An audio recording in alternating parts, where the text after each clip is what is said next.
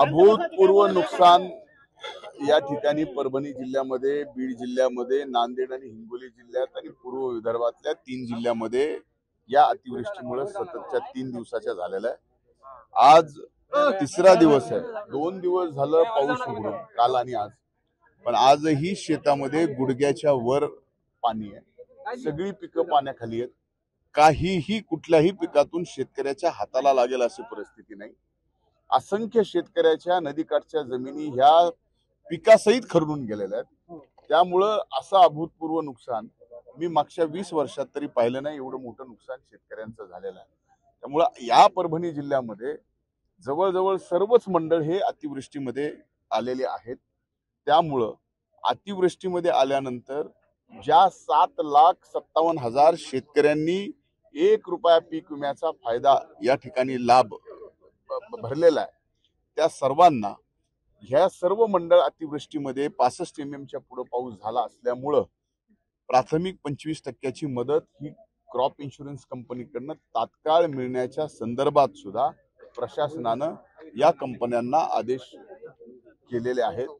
त्याचबरोबर या ठिकाणी सरसकट पंचनामे एकत्रित करा, कारण सर्वच मंडळ हे 65 mm तर नाही, तर परभणी जिल्ह्यात एक मंडळ असं आहे की ज्याच्यात 350 mm पाऊस या ठिकाणी पडलेला आहे।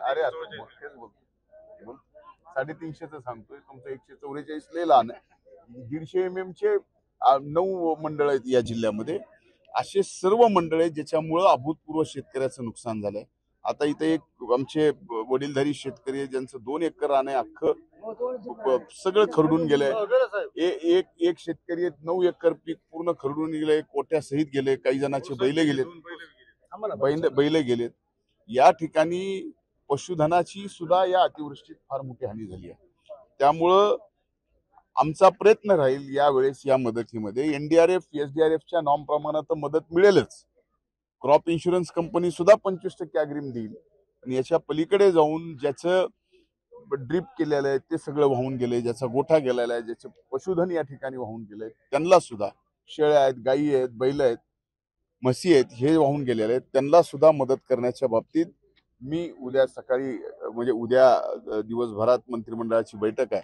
माननीय मुख्यमंत्री, माननीय उपमुख्यमंत्री आणि मंत्रिमंडळातील सर्व सहकाऱ्यांना या ठिकाणी ही वस्तुस्थिती, ही जी काही शेतकऱ्यावर अभूतपूर्व संकट निर्माण झालेलं आहे, त्याच्यात अधिकच्या मदत करण्याच्या संबंधात उद्या मी सरकारला या ठिकाणी विनंती करून शेतकऱ्यांच्या पदरात जास्तीत जास्त मदत पाडण्याचा प्रयत्न करणार आहे।